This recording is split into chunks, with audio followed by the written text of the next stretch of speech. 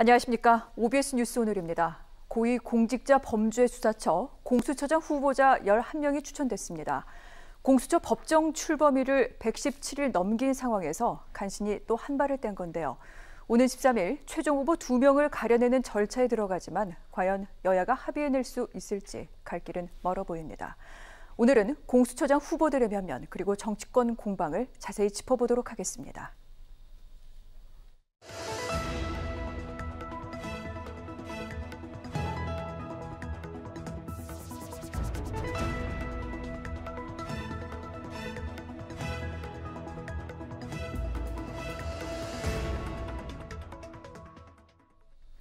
오늘 함께하실 두 분 먼저 소개해드리겠습니다. 조상호 변호사, 최진영 변호사 나오셨습니다. 안녕하십니까? 안녕하십니까? 반갑습니다.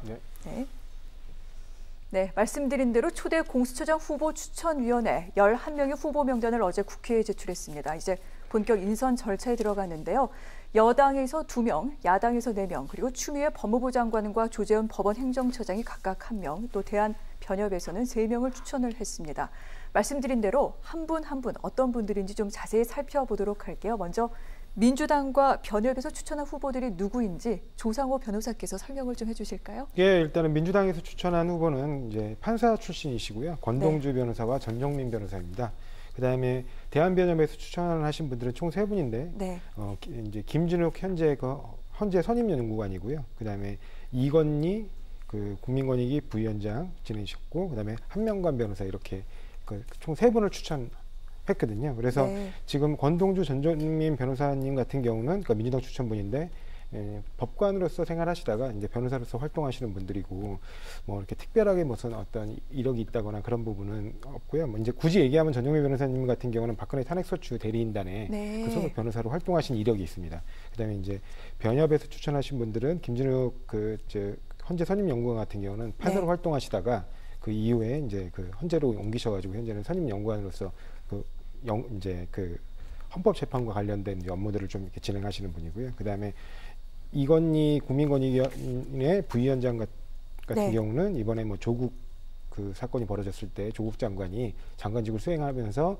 현재 수사를 받는 거는 이해충돌에 해당한다는 의견을 좀 밝히셔가지고 그때 좀 주목받았던 적이 있고 또 5.18 특별조사위원장으로서 최근에 이 헬기 사격 기총사격 그 부분을 이제 밝히셨죠. 그래서 그런 부분에 대한 이제 경력이 좀 있으시고 한명관 변호사님 같은 경우는 이제 수원지검장을 하시다가 마지막에 동부지검에서 피의자의 성추행 관련 사건이 벌어지면서 지휘 책임을 지고 이번에 뭐 좀 공교롭긴 한데 국민의힘에서 추천한 석동관 변호사가 그때 검사장이었거든요. 그분이 이제 지휘 책임으로 물러나면서 거기 직무대리를 잠깐 맡아서 잘 수습하고 그다음에 이제 직을 퇴직하시고 현재는 변호사로 활동하시는 분입니다.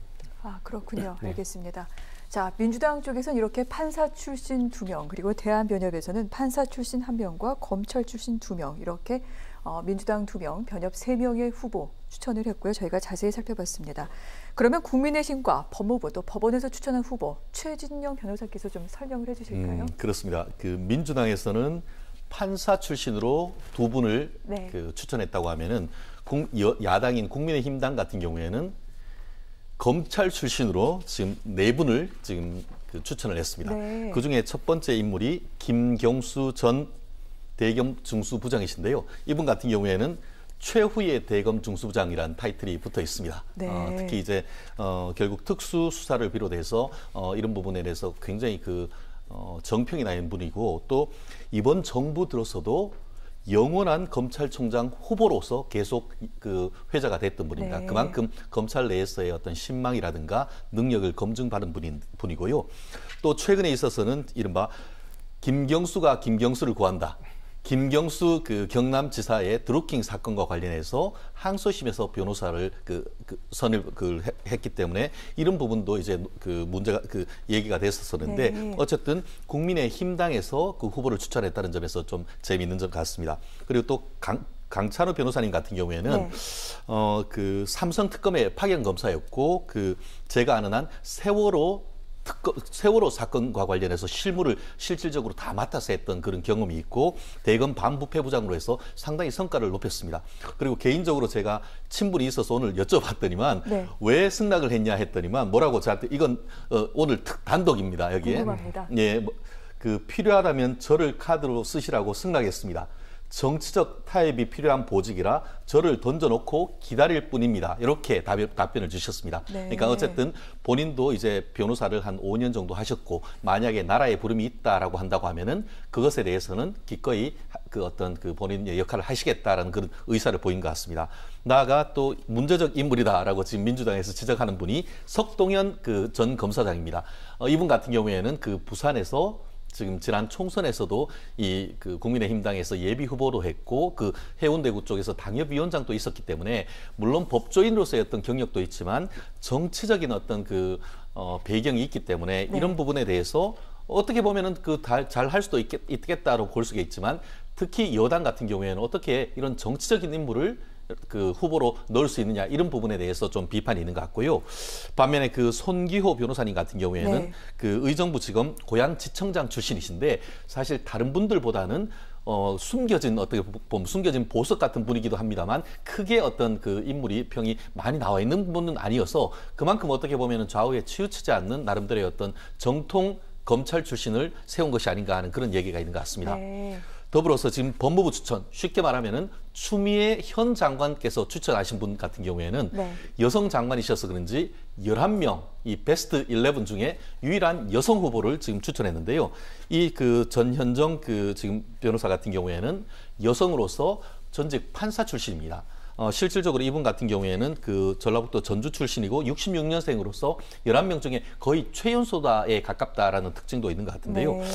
변협에서 양성평등센터장도 하고 최근에 있어서 어떤 장애인이라든가 어떤 사회 소수 자에 대해서 좀 배려하는 그런 판결을 했다는 그런 후보 얘기가 있는 것 같습니다. 마지막으로 지금 법원 행정처 같은 경우에는 네. 사실 제가 들은 바로는 통상 이런 부분에 있을 때 법원 행정처 같은 경우에 누구를 이렇게 추천하는 것을 굉장히 조심스러워했습니다. 그래서 내부적으로는 법원에서는 추천 아니할 수도 있다라는 그런 예측도 있었었는데 그랬군요. 예측을 깨고 네. 대법원 같은 경우에도 이 최운식 변호사로서 네. 전직 이 검찰 출신으로서 전 저축은행 비리 합동수사 단장이었던 분을 지금 추천을 했는데요. 한 분 한 분 법조인으로서의 면모를 봤을 때는 민주당이건 국민의힘이건 어느 분이건 추천했는 분이 한 분 빠짐이 없습니다. 다만 그럼에도 불구하고 지금 공수처란 것 자체가 정말 탄생하는 과정에서 굉장히 어떤 정치적 우여곡절이 있었기 때문에 네. 내부적으로 어떤 사람이 될지 법조계에서도 지금 초미의 관심사다 이렇게 평가할 수 있을 것 같습니다. 알겠습니다. 자, 국민의힘에서 추천한 후보들은 모두 검찰 출신, 그것도 특수부 출신들입니다. 이런 점 등등을 눈여겨보시면서 오늘 이야기 들어보시면은 아마 시청자분들께서도 좀 판단에 도움이 되시지 않을까 싶기도 합니다. 아시겠지만 추천위원, 이 공수처장 후보 추천위원은 모두 7명입니다. 각 위원 한 명 한 명이 5명까지 후보를 추천할 수 있습니다. 그러니까 총 35명의 후보를 낼 수 있는데 11명에 그쳤습니다. 왜 그랬을지 그 이유 잠시 후 한번 들어보도록 하고요. 여러 가지 법조인들 출신이긴 합니다만 그 배경과 성향도 다르고 말씀드린 대로 그래서 여러 가지 의견이 나오기도 합니다. 방금 강찬호 변호사 자신을 카드로 쓰라고 그렇게 던진 것이다라고 지금 방금 인터뷰를 통해서 들었다라고 말씀을 하셨는데 이 가운데 아까 말씀하신 석동현 전 검사장이 SNS에 올린 글이 지금 여러 가지로 또 많은 소리를 좀 낳고 있습니다. 마음이 착잡하다. 공수처는 태어나서는 안 될 괴물 기관이라고 생각을 한다. 그리고 어떻게든 지탄받는 기관이 되지 않게 해야 된다는 심정으로 수락을 했다라고 얘기를 했습니다. 자, 국민의힘 추천 후보이긴 한데 국민의힘 공수처 잘못된 것이다. 이 법을 폐지해야 된다. 이런 목소리가 나오는 가운데 아마 이런 입장을 좀 반영한 것이 아닌가 싶기도 합니다. 조 변호사님 어떻게 네. 들으셨습니까? 사실은 이분은 여러 가지로 약간 부적절한 게 아니야. 이 초대 공수처장의 어떤 후보로서는. 왜냐하면 아까 최진영 변호사님께서도 살짝 언급해 주셨지만 네. 이미 그러니까 자유한국당에서 해운대 갑에 당협위원장을 지내셨어요. 네. 그리고 21대 총선에서는 본인이 출마까지 하셨거든요. 그러니까 굉장히 정치적인 인물인 거죠. 그리고 이분 같은 경우는 유일하게 여기 후보로 추천된 분들 중에 공직에서 불명예 퇴진하신 분이거든요. 물론 본인의 비위 문제는 아니지만 네. 어찌됐든 지위 책임으로 불명예 퇴진을 하셨는데 다시 또 공직에서 중요한 중책을 맡는다는 건 그 자체로 약간 모순적인 부분이죠. 그래서 그런 부분도 있고 그 이후에 또 이분이 뭐 세월호 특조위 1기 특조위원이기도 하셨습니다. 그때 당시에 이제 국민의힘의 전 진행으로부터 추천을 받아서. 근데 그 세월호 특조위 1기가 거의 와해되었거든요. 그리고 그때 당시에 세월호 1기 특조위가 출범해서는 안 된다고 주장하셨던 분들이 다수 들어가서 결국 그 문제가 됐는데 이번에도 마찬가지로 또 이분은 네. 공수처는 이제 탄생해서는 태어나서는 안 될 괴물기관이다. 이렇게 말씀하시면 공수처 또 와해되지 않겠습니까? 그러니까 그런 부분으로 볼 때 이런 분을 이런 공수처라는 이제 헌정사상 처음 생기는 굉장히 중차대한 역할을 맡게 될 기관에 초대 공수처장으로 추천하는 건 그 자체로 뭐 모순이고 아이러니다. 그렇게 말씀드리고 싶습니다. 그래서일까요? 야당 같은 경우에는 주로 보면은 PK, 검찰 출신들이 많고요. 여당은 수도권과 판사 출신들로 주로 구성이 돼 있기도 합니다. 뿐만 아니라 인원수를 제가 아까 못 채웠다고 말씀을 드렸는데 사실 후보를 구하는 게 녹록지 않았다고 합니다. 이런 이유들 무엇이라고 보십니까? 그렇습니다. 그래서 어느 한 신문에 봤을 때만 풍요 속의 빈곤 이렇게 표현을 했던 것 같은데요. 네. 정말 역량 있는 그 법조인들 굉장히 많습니다. 그렇지만 정말 그 수사에 역량이 있고 정치적 중립성과 전문성을 담보해낼 적임자가 누구냐 이걸 두고 지금 각각 그 어떤 사람을 추천하는데 상당히 어려움이 있는 것 같은데 특히 여당 같은 경우에는 제가 생각했을 때 여당은 정말 본인들이 추천할 수 있는 5명까지 충분히 그 추천할 수 있다고 생각을 했는데 달랑 2분만 추천했더라고요. 네. 또 좀 전에 아까 국민의힘당 같은 경우에 4분을 했고 그중에 석동현 변호사님 후보에 대해서는 조 변호사님이 상당히 비판을 했지만 민주당 같은 경우에도 2분 중에 1명 50%에 차지할 수 있는 전종민 변호사님 그 후보님 같은 경우에는 지난 박근혜 전 대통령 탄핵소추단의 변호사로 있었기 때문에 그런 점에 있어서 어떤 정치적 중립성에 문제가 있다라고 지금 국민의힘당 쪽 내지 지금 권성동 의원 같은 경우에는 비판을 하고 있는 그런 부분인데요. 어쨌든 간에 이런 부분은 본질적으로 공수처를 보는 시각이 여야가 차이가 있다. 여기에서 기여한 것 같습니다. 왜냐하면은 여당 같은 경우에는 기본적으로 검찰개혁이라는 시각에서 그 공수처가 나온다라고 생각을 하고 그렇다 보니까 그럼 지금까지 검찰이 자기 식구 감쌌는데 여기다가 공수처장까지 검찰 출신을 한다는 것은 말이 안 된다라고 하면서 검찰 출신은 철저히 배제하면서 판사 출신 후보를 지금 세우고 있는 것 같습니다. 반면에 야당 같은 경우에는 물론 이미 공수처를 헌법재판소까지 가서 그 자체가 위헌이다라고 얘기를 하면서도 여러 가지 법은 일단 됐기 때문에 지금 그 후보는 추천한다. 그렇다고 한다고 하면은 공수처란 게 뭐냐? 한마디로 그 핵심이 살아있는 권력 자체에 대한 엄정한 수사다. 그러기 위해서는 그 어떤 사람들보다 살아있는 권력에 대한 수사를 했던 경험이 굉장히 중요하다. 그러다 보니까 특수부의 경력이 있는 아까 말씀드렸던 최후의 대검 중수부장 김경수, 강찬우, 석동현 이런 분을 했다고 하는데 물론 최종적으로는 이 부분에 있어서 그 여야 실질적인 추천 후보에서 2분을 한다고 하지만 최종적으로 그 가운데서는 국민이 이 공수처를 바라보는 그 시각이 그대로 투영된 후보가 한 사람이 누군가 되지 않을까 하는 것이 저의 바람이자 추측입니다. 알겠습니다. 이렇게 공수처장 후보를 배출하는 것부터 이 공수처, 검찰개혁 등등을 바라보는 여야의 시각이 지금 맞서고 있는 중입니다. 그런데 오는 13일에는요, 이 같은 11명의 후보 가운데 이제 최종 후보 2명을 가려내는 절차를 진행을 해야 됩니다. 하지만 여야 과연 합의해낼 수 있을까요? 그래서 이런 얘기가 많이 나옵니다. 아무래도 여당, 야당이 추천한 후보들보다 좀 더 중립적인 후보들 쪽으로 이 2명으로 압축되지 않겠느냐. 이런 가운데 대한변협에서 추천한 후보들이 그래서 유력할 것이다. 이런 얘기가 많이 나옵니다. 최 변호사님 동의하십니까? 상당히 동의합니다. 네. 저는 사실 지금 공수처지만 실질적으로 지금 특검법, 상설특검법이라든가 종전특검법을 할 때는 실제로 여야 배제하고 대한변협에서 2분을 추천을 하면은 그 중에서 대통령이 한 분을 선임하도록 돼 있습니다. 그러다 보니까 이번에도 법조계 같은 경우에는 여야 해봤자 서로의 어떤 그 싸움만 될 뿐이지 실질적으로는 대법원이나 아니면은 이 대한변협에서 추천하는 분이 될 가능성이 상당히 크다라고 예측을 했었는데요. 실제로 이번에 보면은 변협이 상당히 신경을 쓴 것을 볼 수가 있습니다. 예컨대 그 김진욱 후보 같은 경우에는 고향이 대구이고 이건희 후보 같은 경우에는 전남 한평, 네. 그리고 또 한명관 후보 같은 경우에는 충남 영기로 해서 지역적 배려도 상당히 했고 기수 같은 경우에도 배려를 했고요. 더불어서 지금 이건희 한명관 후보 같은 경우에는 검찰 출신이고 나아가서 네. 이 김진욱 지금 헌법재판소 선임연구관 같은 경우에도 판사 출신이지만 예전에 1999년에 이른바 조폐공사 파업 유도에 대한 특검과 관련해서 거기에 특별수사관으로 경험해서 사실상 검찰 내지는 수사관으로서의 경력이 있는 분입니다. 그렇군요. 그렇기 때문에 네. 지역적 배려, 또 직역의 배려, 또 역량의 배려 이런 부분 더불어서 정치적 중립성에 대한 배려도 상당히 했는 부분이 느껴질 수 있기 때문에 아마 저도 단정적으로 예측하기는 어렵습니다만 다른 어떤 후보들보다 현실성 있는 잠재적 후보군은 이 변협 추천에서 나올 가능성이 굉장히 높을 것이 아닌가 하는 생각이고 저는 개인적으로 그렇게 됐으면은 오히려 여야 간의 합의가 상당히 빨라질 가능성이 있지 않을까 예측을 해봅니다. 그렇군요.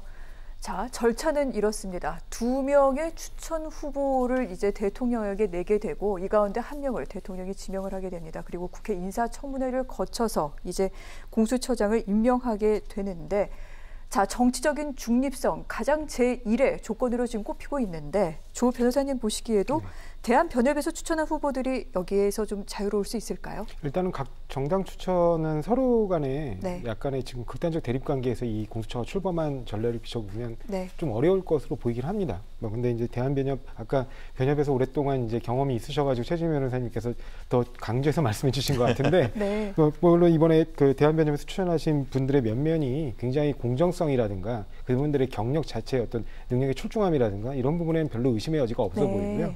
그리고 각 조직에서도 다 신망받으셨던 분들이고 특히 김진욱 헌법재판소 선임연구원 같은 경우는 이번에 출범하는 공수처가 수사관으로서 이제 수사권과 기소권을 모두 갖고 있는 좀 강력한 조직이다 보니까 인권 침해 수사 부분이 발생하지 않도록 보다 인권에 부합하는 네. 인권에 부합하는 수사에 대한 인권의식이 충분하신 분이 될 필요가 있지 않냐. 그런 점에서 바라봤을 때 또 헌법재판소에서 오랫동안 선임연구관으로서 기본권을 연구하시고 공부하시는 이런 분들이 맞는 것도 나쁘지 않겠다. 그런 생각도 하게 됩니다. 그다음에 아까 또 좋은 말씀 해주셨는데 네. 또 마찬가지로 법원행정처에서 추천하신 최윤식 변호사님 같은 경우도 과거 검찰에서도 좀 대거 없이 공정하게 사건들을 여야 구분 없이 그리고 살아있는 네. 권력에 대해서도 이게 아주 유명한 이른바 저축은행 비리 합수단의 단장을 하셨었거든요. 그때 과거 그래서 거기에 이제 이른바 대통령의 형님이죠.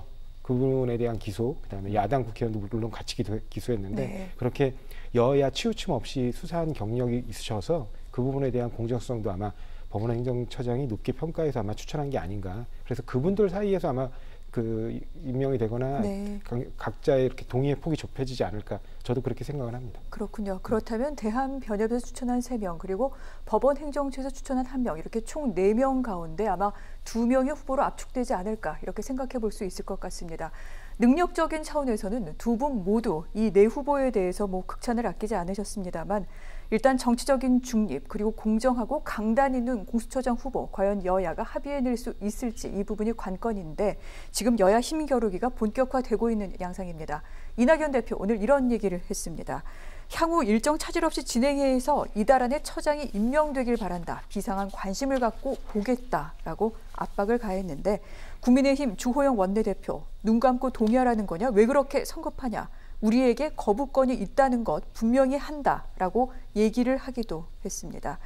사실 야당 추천위원들이 비토권을 갖고 있지요. 그렇기 때문에 민주당에서는 이 내용 시간 끌기로 이용하는 게 아니냐 이런 우려 섞인 전망을 내놓기도 합니다. 어떻게 보십니까? 제가 아까도 말씀드렸듯이 이 조직의 탄생 자체를 반대하시는 분들을 추천을 하고 과거에서도 조직의 탄생 자체를 반대하시는 분들이 그 조직을 어떻게 무력화해왔는지에 대한 경험이 있기 때문에 네. 그 부분에 대해서 자꾸 우려를 표시하는 거고요. 그리고 지금 이렇게 말씀하시는 것도 이게 꼭 여당 추천 인사뿐만 아니라 이게 왜 이렇게 급하게 서두르냐고 말씀하시거든요. 근데 아까 최진영 변호사님께서 말씀하셨지만 여당 추천 인사분들도 특별히 하자가 있어 보이지 않습니다. 뿐만 아니라 지금 대한변협이라든가 법원행정처에서 추천하신 분, 그다음에 법무부 장관조차 추천하신 분들을 이렇게 면면을 보면 공직을 굉장히 훌륭하게 수행하시고 그다음에 현재 시점에서 공정성이라든가 그다음에 정치적 중립성이라든가 이런 부분에 대해서 전혀 흠잡을 뿐이 없는 분들이 추천됐음에도 네. 불구하고 이렇게 굳이 서두를 필요 없다 그렇게 약간 부정적으로 말씀을 하시면 정말 이 공수처 출범에 협조하는 거와 관련된 진정성이 있느냐 그 부분에 대해서 좀 우려하지 않을 수가 없는 네. 발언 아니냐 그런 걱정이 있습니다. 그렇군요. 여야 모두 지금 셈법이 좀 복잡한 중입니다. 지금 여당에서는 야당을 이렇게 압박하고 있습니다. 만약에 제대로 이 절차가 진행되지 않을 경우 공수처와 관련된 법안을 개정해서 공수처 반드시 이달 안에 출범시키도록 할 수 있다라고 얘기를 하고 있는데 가능할까요? 저는 이 부분에 있어가지고 네. 그 여당 특히 지금 이낙연 대표 같은 경우에는 11월 내에 어떻게 모든 절차를 끝낸다라고 해서 압박을 하고 있는데 여야가 합의하는 것이 굉장히 중요하다고 생각합니다. 네. 한마디로 채찍이 있으면 뭔가 당근이 있어야 된다라고 생각하는데요. 사실 지금 이 부분과 관련해 가지고 11월 달에 그 끝내기가 만만치는 않습니다. 그렇기 때문에 그러면 좀 더 중립적인 아까 얘기했던 그 대한변협의 의견을 한번 좀 들어볼 필요가 있는데요. 그 어제 같은 경우에는 그 이찬희 변협협회장이 뭐라고 얘기를 했냐면은 언론 브리핑에서 공수처 출범의 중요성을 고려할 때에 충분한 시간을 걸쳐 국민과 여론의 검증이 필요하다. 국민의 알 권리를 보장할 필요가 있다. 이런 얘기를 했습니다. 네. 말씀하신 것처럼 일단 밥상 위에 국민들의 테이블 위에 11분의 후보가 들어왔습니다. 그러면은 물론 그 7명의 어떤 그 후보 추천위원회에서 내부적인 검토도 필요하지만 국민들의 여론을 모으는 절차가 충분히 필요하다고 합니다. 그렇다고 한다고 하면은 무조건 이거를 11월 달 내에 일사천리로 하기보다는 지금 변협에서 얘기하는 것처럼 최대한 후보에 대한 네. 검증하는 시간이 언론에서의 검증하는 시간이 필요하다라는 생각이 들고 더불어서 또 그 여당이 좀 빨리 하려고 하면은 야당의 어떤 그 손도 좀 들어줄 필요가 있다라는 생각인데요. 네. 마치 지난번 이른바 최순실 특검 할 때는 어떻게 했느냐.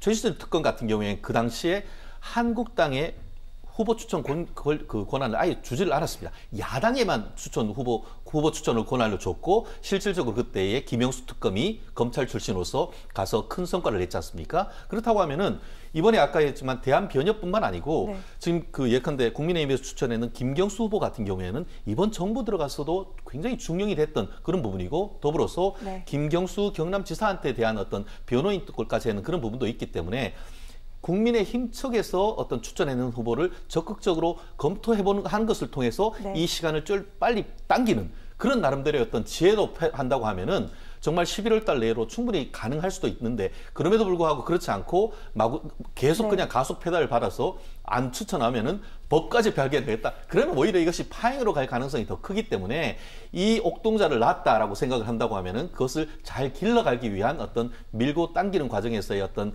협상의 지혜 좀 필요한 것이 아닌가 생각합니다. 과거 박영수 특검의 사례까지 지금 들어서 말씀을 해주셨는데 여야가 어떤 선택을 하게 될지 귀추가 주목되는 시점입니다. 두 분께 각각 짧게 질문 하나씩만 더 드리도록 하겠습니다. 먼저 변호사님, 공수처가 어떤 역할을 해야 됩니까? 공수처는 핵심은 키워드가 하나입니다.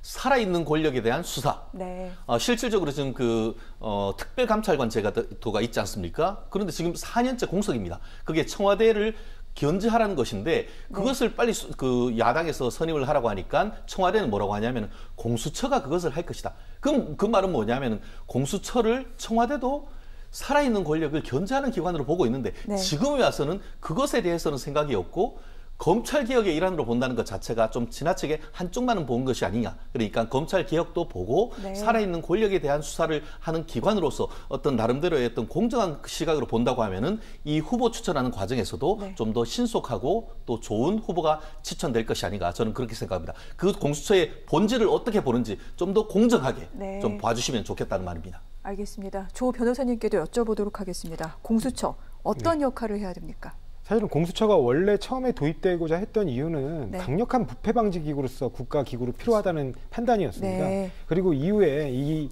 사실은 수사권과 기소권이라는 강력한 네. 국가 권력 중 가장 강력한 권한을 가진 그 권한을 검찰이 독점하게 됨에 따라 검찰이 스스로 자정 능력을 상실했을 때 그것들을 도저히 통제하거나 적절하게 제어할 수 없었다는 점들을 여러 차례 확인했거든요. 그래서 그런 부분에서 그런 부패 방지 기능의 확장에서 네. 검찰의 그 본연의 모습을 잃어가는 검찰을 견제하기 위한 수단으로서도 필요하다. 그래서 두 가지 요구를 다 충족시키려면 아마 초대 공수처장은 네. 이 공수처를 아주 강력한 기구로서 공직사회에서의 부정부패를 일수하는 네. 그런 좀 힘 있는 기관으로 거듭날 수 있도록 보다 적극적으로 조직을 운영하고 활용해야 될 것으로 보입니다. 알겠습니다. 제가 이 질문을 드린 이유는 바로 이 같은 부분에 근거해서 여야가 합의를 이뤄내기를 바라는 국민들의 마음이기 때문입니다.